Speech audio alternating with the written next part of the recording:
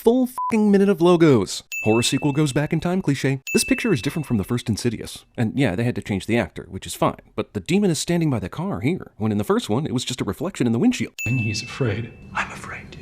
Guy who doesn't want the mother to know what he's saying whisper yells so she can easily hear it. If there were videos of these same moments, he would not be able to distinguish them from the photographs, because this is the extent of the demon's abilities. I'd like to try something with you, Josh. And I promise, it won't hurt. You mean speaking with your real voice rather than the obvious Lin Shaye overdub? Getting into Josh's dream will require the lighting of approximately 1 million candles. Are you alone? No, she's here. Hypnotized Josh plays the pronoun game so that Elise has to ask who the hell she is. I'll walk around the house, and you tell me if I'm getting warmer or colder. Child who doesn't want to give away the demon's location is fooled into thinking it won't be mad as long as Elise has to work for it. Who are you? What do you want? I just want a photobomb. I thought everybody knew that. Demon with this kind of power has a horrible time possessing children for some reason. Can you stop it? I could take away his gift to suppress his memory of his ability. Because I have the Neuralizer from Men in Black and the trolls from Frozen in my car. And if that doesn't work, I'll use the Obliviate spell taught to me by one Hermione Granger. After 10 minutes of actual movie grinds to a halt with 2-minute opening credit sequence. Might as well put a credit in there that says it's okay to get concessions now. Rose Byrne isn't my girlfriend in this scene, although she's kind of busy talking to a cop, so as soon as her murder rap is in the clear, I'm reserving the right to be mad she's not my girlfriend in whatever scene that is. Previously on Insidious. Renee. Even if Josh just lost the demon, none of his actions make sense. He's walking into a room, sees a clearly dead person sitting in a chair, and he walks in like, "What's for dinner, honey?" This is a photo Elise took seconds before she was killed. Which, if the first movie is to be believed, is a picture of a demon lady who killed her. So why are they worried about Josh? Shouldn't they be looking for an evil witch lady already? Elise has marks on her neck that were put there by human hands. I'll let you know if forensics matches those marks to your husband. They never show this picture in the first movie or in this scene. Is it Josh lunging at the camera with a demon lady behind him? Or is it just the demon lady? In the first movie, we see a reenactment of what happened, but we don't see what the camera actually took a picture of. If it's just this, then the cops are pinning this on the husband for virtually no reason, other than they saw the first Insidious in theaters. Child who just went through some horrific shit is now reading The Turn of the Screw before bedtime. Demon follows the Paranormal Activity 2 model and takes the baby out of the crib, but loses all power to do anything after that. I heard the piano playing by itself downstairs, and I found Callie on the floor of her room by her crib. Well, maybe she climbed out of her crib. Maybe you missed the part when I said the piano was playing all by itself. Actually, it's amazing when we see Josh's weird behavior that Renee doesn't think he's still possessed. Turns out the living version of someone's always better. That's racist. Hunt a ninja bear. Paper, rock, scissors mods. How does this guy know we want to fast forward through all this shit? Right there. Oh. Also, movie again cuts away from the crucial moment in 1986 so we can see some more demon tomfoolery. Everyone's addicted to horror movies and books after the events of the first Insidious. Children's toys are irresistible to evil spirits. Also, I'm sinning the children's toy industry for making these abominations. Don't mind me, just ghosting through the background. You in for some Thai food later? Say no to drugs, Ghost. I'm going to. Foreshadowing. Grandma walked in. Previously on Insidious Chapter 2. Since Lorraine saw the ghost later, why didn't she see the ghost when she was in Dalton's bedroom? Is there something wrong with Daddy, Mom? No. Denial. I'm gonna take the boys to school. I'm totally a demon stance. I cropped and lightened the image. Yeah, but how did you know something was back there the first time you watched this? You pointed like you saw something when you clearly couldn't see anything until you lightened the image. Lorraine, is that Josh? How is that possible? It's not. It seems the bruises on Elise Renee's neck do not match your husband's hands. Because the murder suspect in the photo is a woman. Seriously, f this thing.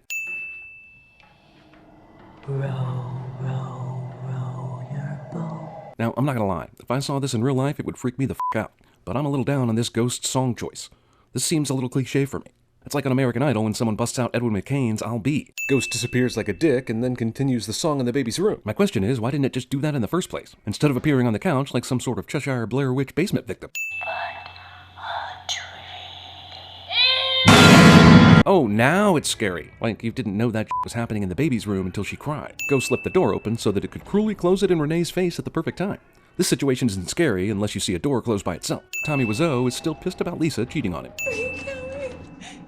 Don't you dare! Movie doesn't cater to my male-gazing, hot ghost lesbian on hot living bi-curious MILF wish fulfillment. It's been a long time. Lorraine apparently knows every single legitimate medium in the world. Help us contact her.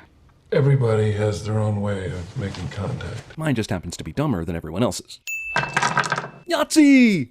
I suppose I should have explained. Sometimes contact can't be made. And by sometimes, I mean all the time. Are you here? Third time's a charm. She was just out smoking cigarettes the other 2 times.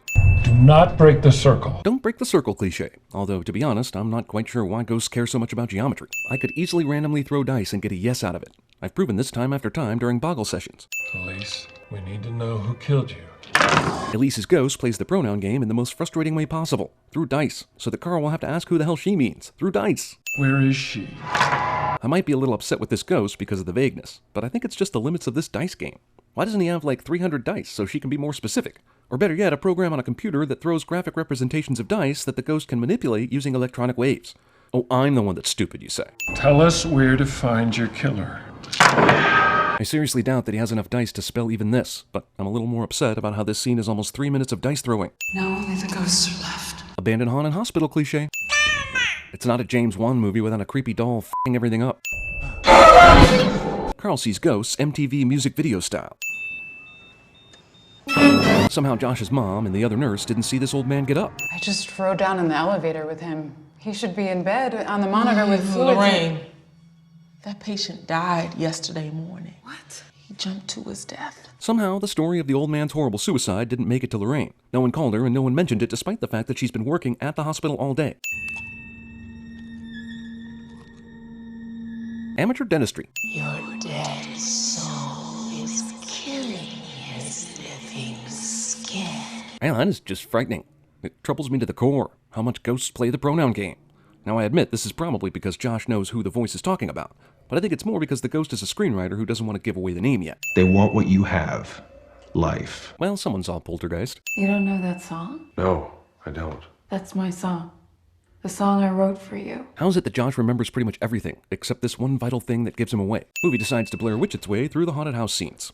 It seems a little girly for a boy's bedroom, don't you think? That's racist. Also, do you not remember that the guy tried to castrate himself?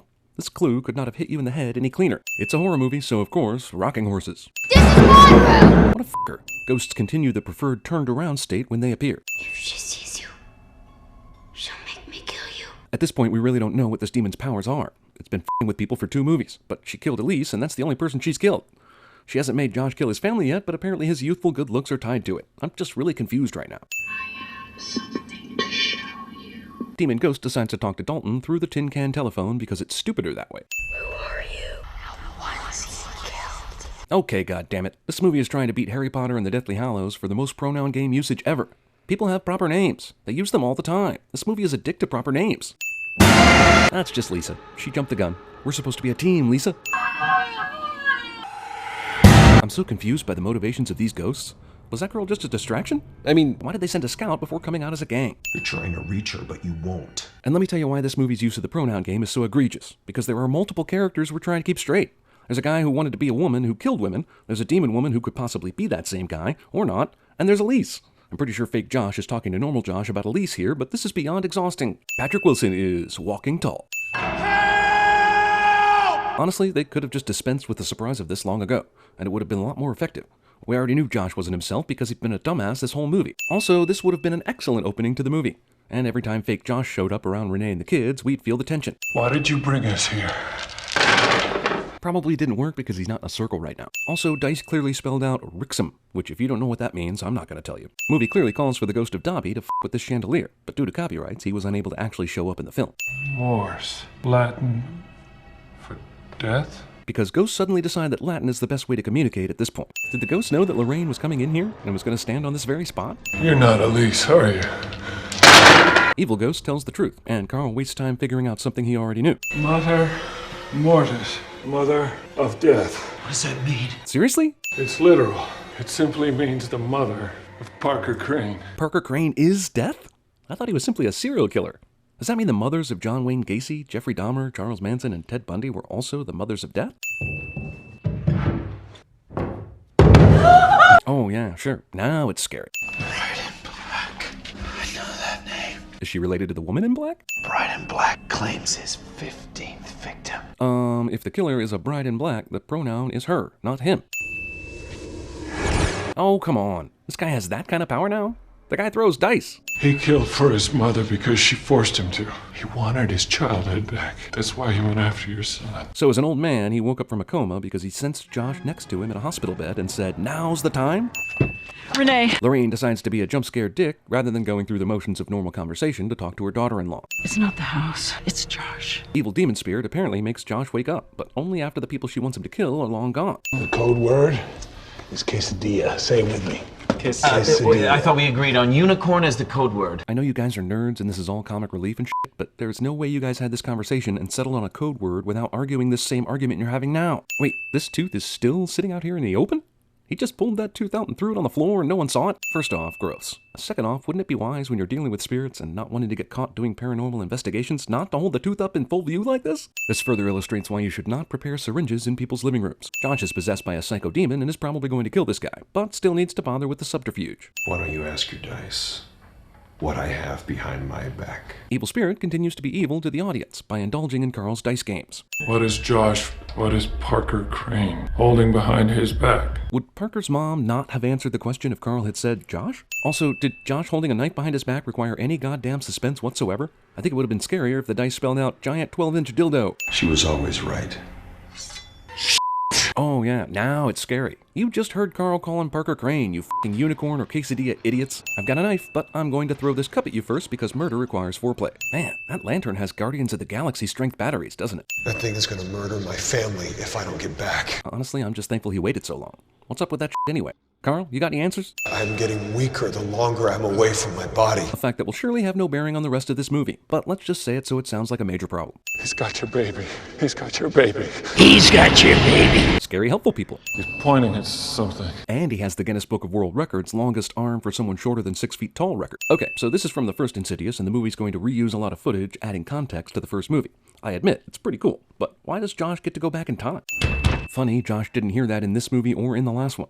Also, why didn't he just keep pounding on the door? Go to hell! At least Ex Machina. These spirits can physically touch things and manipulate them in the real world. But this window smashing didn't happen in the first movie unless they're saying this only happened in the spirit world, which is bullshit. I'm all for this plot development. It gives the first Insidious some interesting wrinkles, but since some of this didn't happen, it's sort of like a round peg trying to fit into a square hole. I wish I could say it's good to see you. Why didn't you find Josh earlier? Was your ghost attracted by the disturbance in the force? The f***? But I came back here because I heard you calling. It just took me forever because you needed to be in a life or death situation before I could actually make it to your general area. Maybe we're asking the wrong Josh. So let's go back in time again. I bet it's just a left turn past the McDonald's and we're in 1986, presto changeo. So that's what that was about. Funny line, but I bet you knew even before you got here what that was about. Also, you guys are just going to keep this time-traveling thing a secret, aren't you? It's been so long since I felt real pain. Renee! I missed it. But not as much as I miss inflicting it on others. But for some reason, a crisis of conscience prevented me from doing it until the climax of the film. Also, Parker recites a whole soliloquy, which gives Lorraine and Renee time to move a whole goddamn piano in front of the door to prevent him from coming in. Okay, so that whole piano thing didn't even matter as it turns out. Are we saying that his demon power allows him to push the door open with the whole piano in front of it? That guy barely held back an old man trying to stick him with a syringe earlier. I didn't want this, Renee. But I'm going to go through a lot of trouble to explain it anyway. I'm a psycho killer. Let's do the one act of murder that takes the longest amount of time. You didn't hear these kids come in? They opened the door and shut the door. And this kid didn't start screaming until his brother had time to find a baseball bat and sneak up behind you. It's plot convenience. Renee locks this door, and I'm dubious a door inside the house has a lock like this for any reason. But whatever. The house proceeds to make even less sense as Josh simply walks to the next door and finds Renee immediately, who is for some reason stumbling around the room trying to get to another door when she should be long gone already. So wait, young Josh pointed them to a door in his old house which led them straight to Parker Crane's house. But in the real world, these two houses are far apart from each other. So what makes them so close in the further? Why is the further so bright now? Your name is Marilyn. I guess they went back in time again.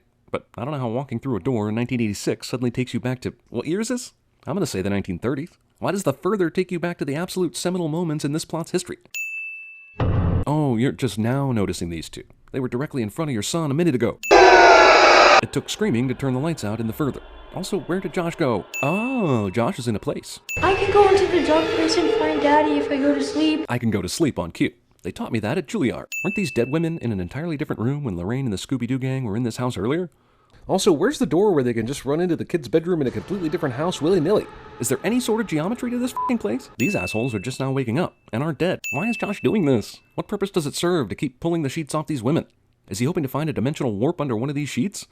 Oh, so I'm the crazy one. You mean the plot in the 1930s and the plot in the modern day are converging together? That's so unexpected. Also, does this mean that the kid didn't end up killing all those women?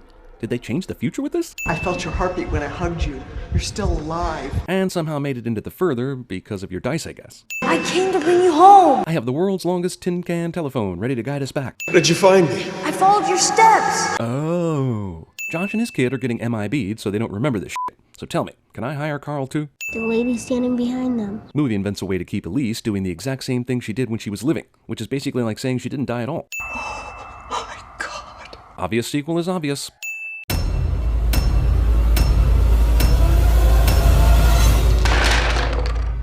Mors, Latin for death?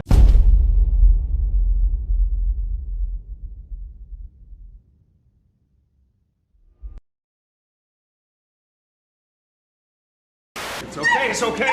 You're gonna be okay. Say the goddamn words. You're gonna be okay. Oh, God. Say the goddamn fucking words. I hate this. I like to torture him. But this room is also where the doppelgangers have been reported. Yeah? I'd really like to talk to whoever is impersonating Rebecca and her son. The doppelganger is such an interesting but pretty far out concept in terms of the paranormal, you know? Don't tase me, bro! Don't tase me! I didn't do anything! Ow! Ow! Ow! I see a red door and I want it painted black. Caffeine will kill ya!